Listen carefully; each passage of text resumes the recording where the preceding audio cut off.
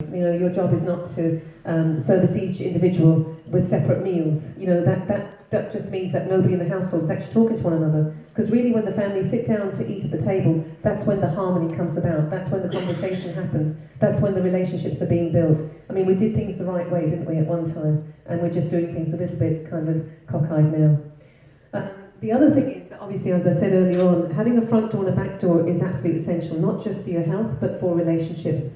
You know, the fact is that all the opportunities that come in the front door are they're so important to us, aren't they? But if you can't get rid of the toxins and you don't have a back door, then you'll end up with suffering from severe lethargy. Your relationships will be under strain. Eventually they will actually end. And you'll end up with very few friends and very few family members who even show you support.